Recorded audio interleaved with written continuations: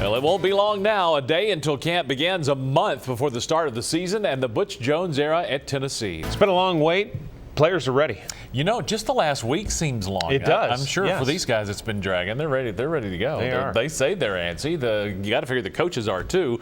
We're almost positive the fans are ready for Tennessee to start playing some football. Coach Summitt's bio right there with John Glenn and Bob Dylan. Had a big group of people over by the fence wearing orange. Don't know if a bunch of fans came to see Coach Summitt. She did not, unfortunately, come down to talk to us, so we didn't hear from her. And Bob Dylan didn't come by. And after all those years of him asking the question, you know, how does it feel? I thought maybe we'd get to ask him.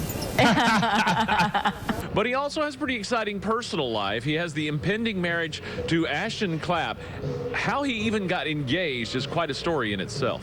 You know, Coach mentioned that Dan McCullers, who's a big nose tackle, was a slim 360 plus. A slim 360. 360, yeah. Can you imagine the splash when Dan McCullers, all 360, hit the water? High school football season starts 2 weeks from Friday. The Hall's Red Devils have struggled the last few years, and they're hoping to turn it around. Look at some names and say, who? Yeah, there's going to be a lot of that. Yeah. So you're going to need to buy a program first game or two that you go. If the Vols are successful on the field this fall, it's going to be because of players whose names you barely know or haven't heard at all before this month. A lot of young players are going to have to contribute. You see the little celebration already going on behind me. This was the ARCA race that just finished, and that is John West Townley and his crew, and they're enjoying the win as they play Running Down a Dream over the speaker. Two of the top teams in the area last year both have rugged schedules this year, and Bearden and Sevier County started out this season playing one another. Last week, our partners at VolQuest.com confirmed that there will be a few changes to the Vols uniforms this season. Coach Jones was asked if fans will see a new look when the players run out of the tee. The Mannings are the first family of football. 3 NFL quarterbacks, 2 of them MVPs and Super Bowl champions. Well, after watching his team practice for a month, Coach Butch Jones says as many as 16 freshmen could play this season, maybe Saturday night at Neyland Stadium. High school football jamborees 2 weeks from Friday. Week 0 coming August 23rd, believe it or not. Football teams have about 2.5 weeks before they open up the season, so a lot to learn in a short amount of time. Carter coach Heath Woods talked about his biggest concerns for the Hornets this fall. Drive blocking. I think that we're going to only have 2.5 weeks for actually hitting somebody and moving them, and that's always a catch. We've been throwing the ball all summer, and everybody knows what to do and how to do.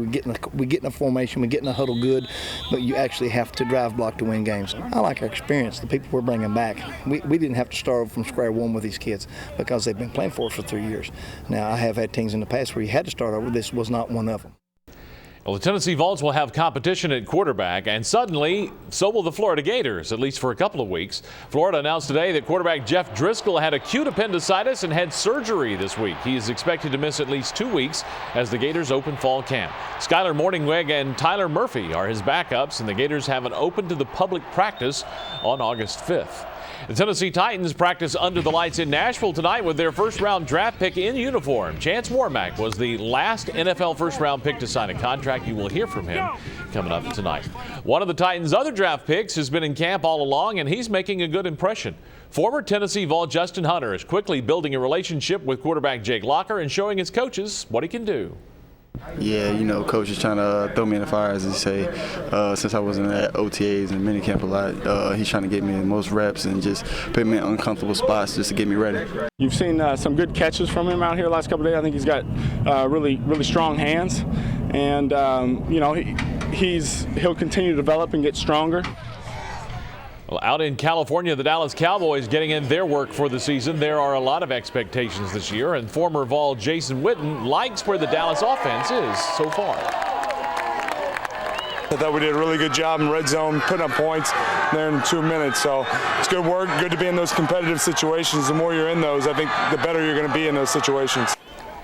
And Morristown's Kirk Duncan is getting noticed. The Carson Newman Senior place kicker was on the Fred Mitchell Award watch list for the best kicker from all schools below the Football Bowl Championship Series level. Duncan was in the top 10 of around 750 kickers last year, leading the Eagles with 102 points, breaking the school record. Also broke the record for the longest field goal with a 54-yarder. Hit 14 of 15 attempts in all 60 of his point-afters. Knows a few things about kicking from his dad, who kicked at Tennessee. And he's in an exclusive club there, too. Yeah, certainly is. Steve, thank you.